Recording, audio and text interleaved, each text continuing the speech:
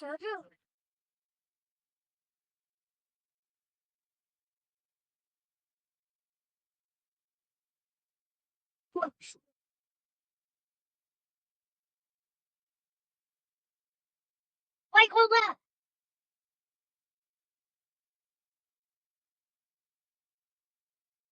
wait just a minute. Good morning. Afternoon. If you're on the East Coast. Actually, if you're on a couple of time zones. Okay, hi Maisie. Hi Elizabeth. Hey Jan. Jalen, Sunny. Okay. Okay. Hi Nancy. And Evelyn. Yeah, we're gonna have some little people noise in the background that is unavoidable. Okay. I just wanted to hop on here because I had posted something. I don't like to make leading posts where I'm like, wait for my next episode or like wait for my next article. I don't know. I feel shady about doing that because um when I have something that's really it's not like I don't know that it's breaking news. It's just something that I came across that I always wonder if it was missed because it's so vital. So as you know, very slowly I am retranscribing the Ghislaine Maxwell interviews from the DOJ. And the reason I do this is a couple things. I'm a transcriber by trade. I own a small transcription business called Red Pencil Transcripts that I've had for years and years and years. It's just me, my teeny tiny little LLC, but I work with a lot of journalists. Hi, Dana.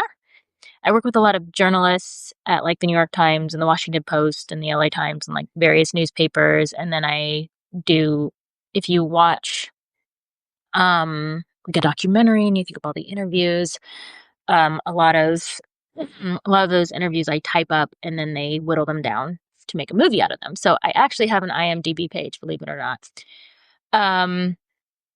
So I'm retranscribing these interviews because I also know that most transcribers are not very skilled and it's not, I guess, the fault of their own. It just takes a lot of years. It takes a long time. I've been doing this for 14 years.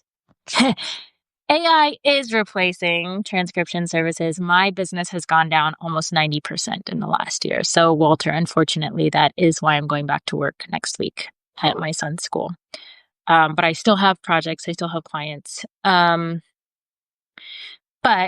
it takes many years to be able to type quickly and have an ear for really messy conversations because people don't. Thank you. I am old enough.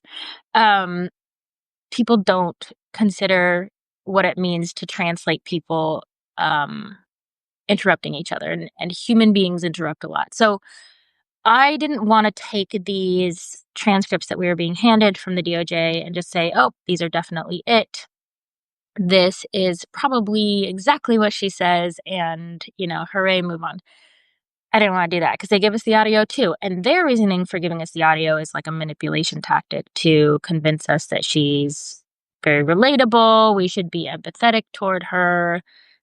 They want us to hear her voice. Like there's purpose behind them giving us the audio and the transcripts because they had never done that before. We have transcripts from her 2015 and her 2020 cases. You've never been given the audio before. The reason I wanted to pop on here today is I heard something last night that was not emphasized in the transcript, and it nearly made me jump off the couch. And here's why. Throughout the transcripts, there are various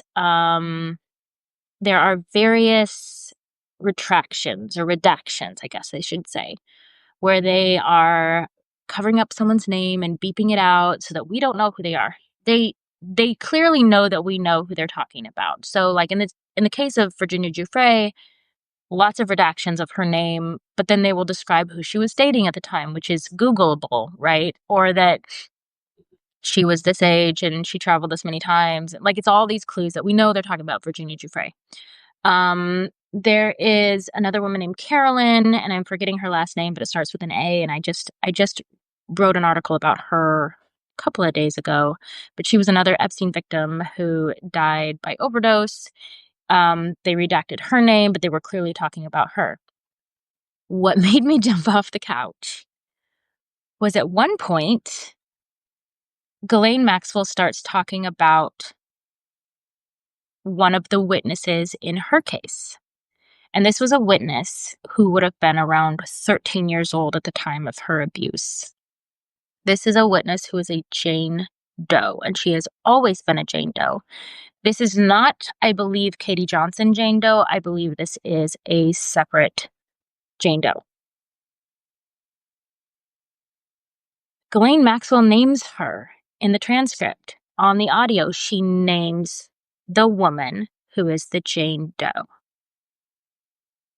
And then she says, I mean Jane Doe. And they didn't retract it. They did not redact it.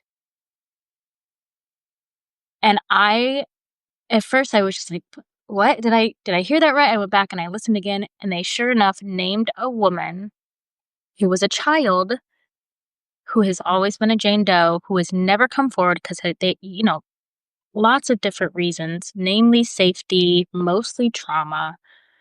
People do not have to name themselves, but Ghislaine Maxwell named the Jane Doe, and the DOJ did not redact her name.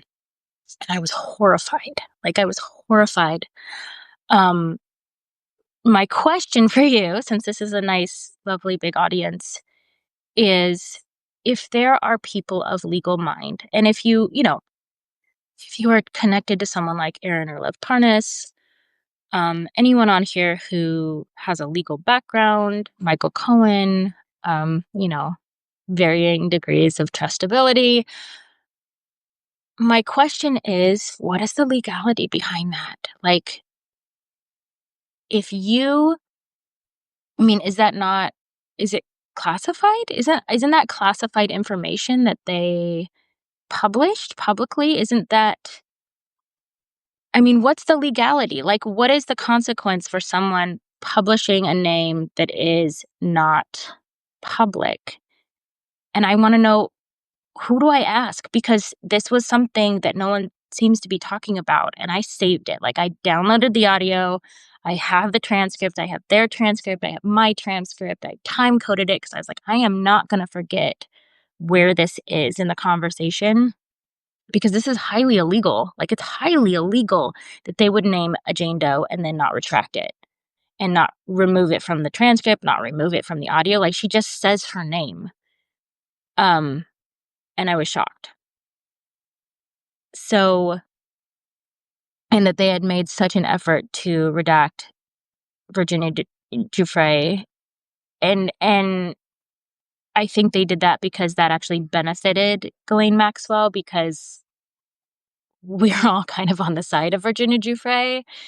And I think they thought if they included her actual name, then that would discount what Ghislaine Maxwell was saying, which it very well would have. And it already did for me because I knew what was going on.